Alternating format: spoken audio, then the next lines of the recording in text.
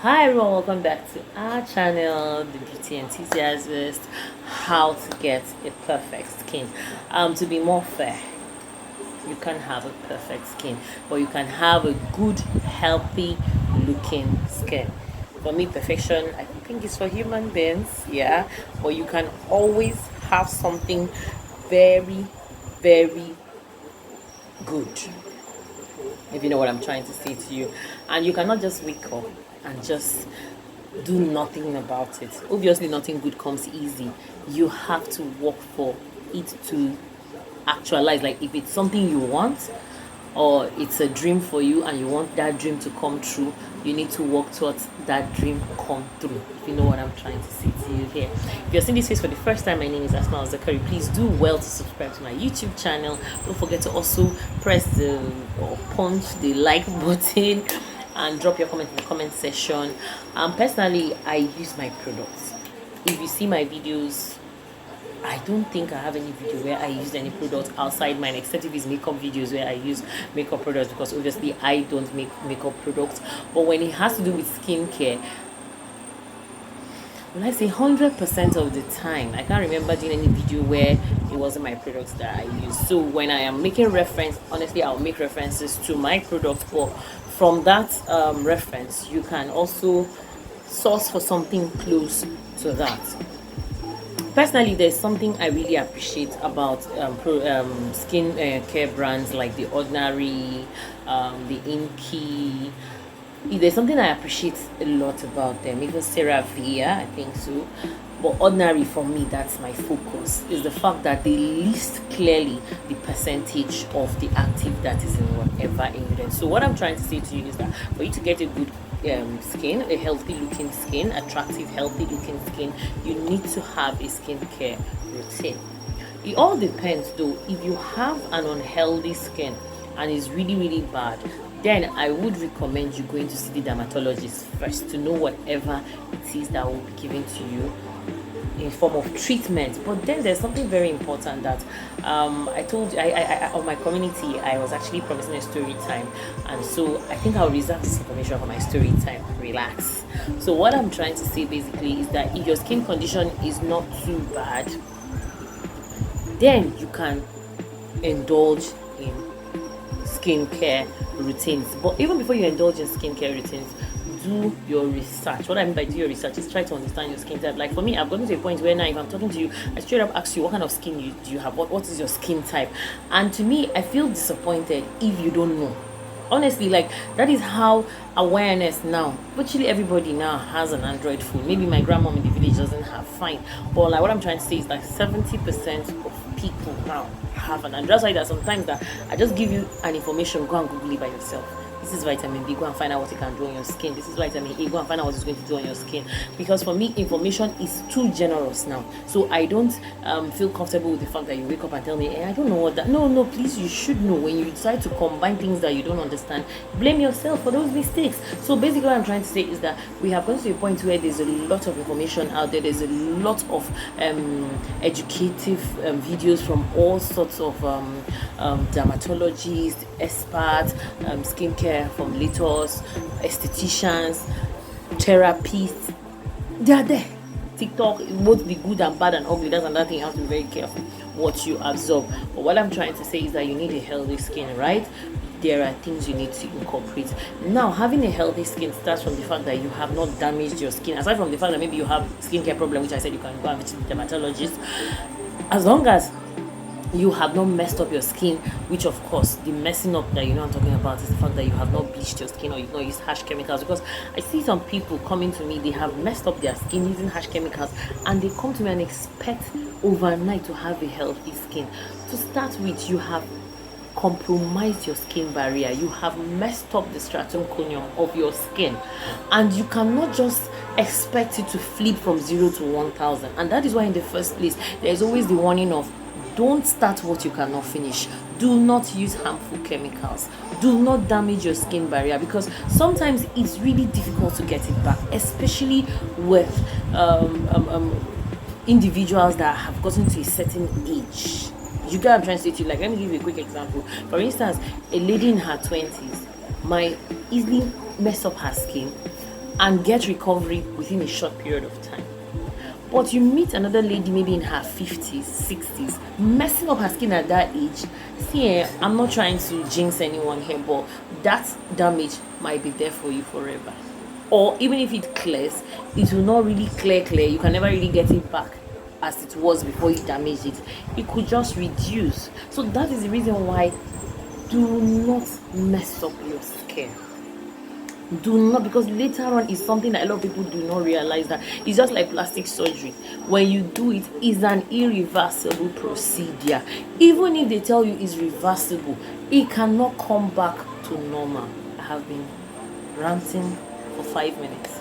Basically, when you want a healthy skin, when you're building a skin routine, you're going to start with your SPF. Like, I want to start with the best of the best, and I have an SPF here. Even though some people tell you it's advisable you go for something bigger, my own SPF in my own formulation is sunscreen at SPF 30.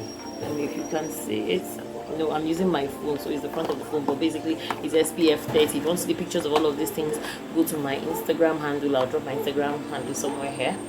Just go there, you see a better picture of these things, of this products. As I told you, I don't use anybody's product, but then when you're looking for an SPF, at least go for nothing less than SPF 30, or you can go higher. The higher the better. Yes, you can go for SPF 45, 50, 70, but at least SPF 30. But the truth is this, the difference between the SPF 30 and even the SPF 70 is not that much, meaning that SPF 30 could actually protect your skin by, let's say, almost 96%. Then SPF higher 70 could go as high as protecting your skin by 97%, something 98%, but obviously you can never get a 100% sun protection. That's not true.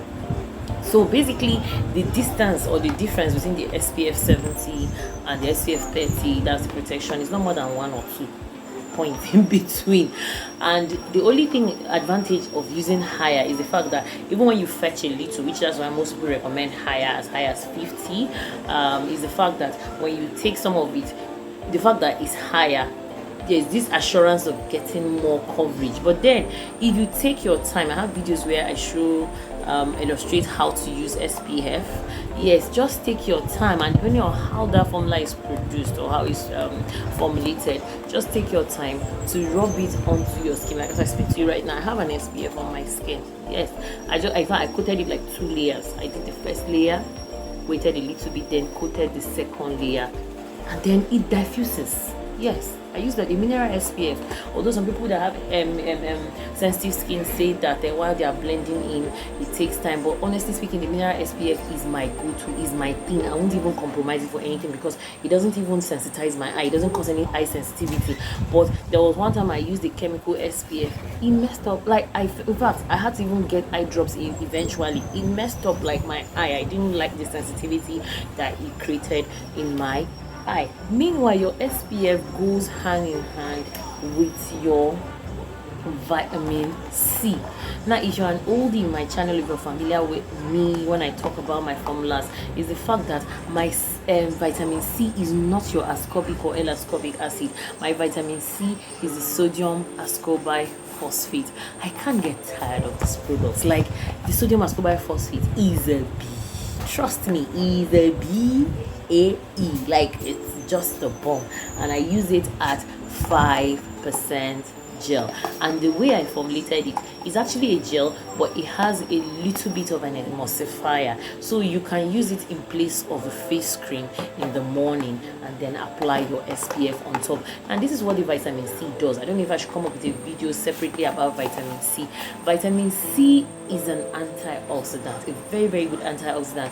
It helps your skin it protects your skin against free radicals actually, and it also delays the time at which your skin is going to burn. But guess what? You cannot use it alone, because when you use it alone, your burns might even be worse. So when you're using your vitamin C, it's a combination with your SPF. I wouldn't advise you to use just vitamin C alone without your SPF. These two are a pack, like they are, I don't know, they are just together. You get, like, I had a client that reached out to me that she wanted to buy vitamin C. I said, yes, ma, if you're buying vitamin C, it's nice you use it with an SPF. Even though she was saying that, okay, she'll use it at night. The thing about vitamin C, or even most of our skincare products, is the fact that these things stay on our skin for more than 24 hours. So when you use it at night, and then go under the sun in the morning without an SPF, you're still doing almost the same thing you were avoiding. And for me, using it at night, it's not like it's bad, but I just feel that you enjoy much more benefit of vitamin C in the daytime in combination with your sunscreen. You can use it morning and night, don't get me wrong, but it's much more effective or efficient during the day. Now, another very important one that you cannot just skip. Why would you want to skip it? Is your retinol. This is retinol at 1%. I have two forms of retinol. I have at 1% in cream form. Yeah, from here it's vitamin A retinol 1% cream. Why this is gel? You understand, this is the gel form at 0.5%. So for beginners, someone that has never used any form of retinol before, I start with this for them before you can gradually transition to 1%. The 1% is actually in cream, this is in gel. Now, another very important thing is the fact that you're using SPF, you're using your vitamin C. Cleansing is very, very important, and I always recommend double cleansing. And the first step of cleansing most likely could be your micellar water. Yes, if you don't want to use maybe any cleansing balm, maybe makeup remover cream or any makeup, this for me is compulsory. So when I'm selling SPF for people, most of the time I give them this too as a combo. Can you see? So basically I like to give these three: your vitamin C, your sunscreen, and your micellar water. And also I follow the micellar water up with a face wash, a well balanced pH face wash that would not stress your skin. Yeah, and it's moderate foaming. It's not foaming. The moderate foaming face washes I like to recommend, especially for people with normal to oily skin or combination skin, and even dry skin. When you have an oily skin, I have a much more higher formula that has higher foaming ability. So some other products along the line that you could also add in your routine could be your azelaic acid. And the thing I love about azelaic acid is the fact that it could be used on anyone. What I mean by on anyone, it could be used for breastfeeding mothers, pregnant mothers, and it could be used for a whole lot. It could be used for acne. It could also help with melasma. It could also help with hyperpigmentation, because azelaic acid is another very important ingredient or active that it's not a bad idea to have it in your skincare routine if you want to have a good looking skin. You also have exfoliating benefits, and this azelaic acid is a 10% in cream. It's actually, or let's say lotion, kind of, because it's light, you understand. And the reason why I formulated this way is the fact that you just take a little size and then you distribute it on the skin, because azelaic acid also is another funny ingredient that can make you a little bit uncomfortable, especially when you overuse it. Meanwhile, the cosmetic grade is usually at 10%, but when you're going for prescription strength, it's going to be above 10%. It's going to be ranging up to 15 to 20%, which is even highly potent, if you know what I'm trying to say to you. And another boss again is the salicylic acid. Even the salicylic acid is much more effective for people with acne, yes, and people with oily skin. Yeah, if you don't have acne or oily skin, you can use salicylic acid, but you can use it more as an exfoliant.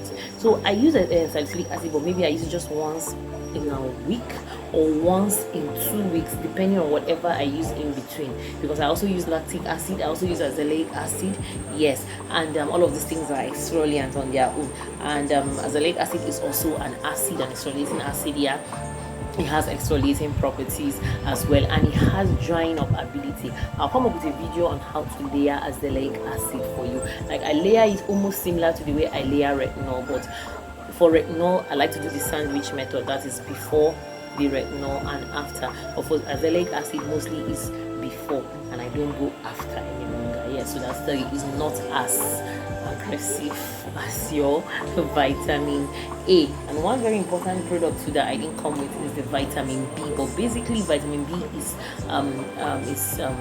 prominent in a lot of skincare products. Like my toner has a vitamin B in needs, and I actually have a vitamin B serum. So when I'm giving you vitamin B, I have to be careful which product, but not like most of my products actually have vitamin B. Like basically in my product range, I have just 2 products that have the vitamin B, which is the vitamin B serum itself. I have at 5% vitamin B, and I also have at 10% vitamin B. Do you understand? Then I also have vitamin B at 2% or so in my toner. So basically, I don't come with vitamin B, but vitamin B is very important because it helps to secure the skin barrier with all of this that I have said. I hope you have picked up the intel on how to get product. You don't need to stash 100 products or do 10-step or 15-step layering. No, you can just have some key things, and which the key things are the SPF, that one very key, your retinol, that one is also super key, your vitamin C is also key, and even your vitamin B is equally key. But the fact that you're using retinol, which retinol speeds up cell turnover, so obviously you must need an exfoliant, which I am recommending azelaic acid.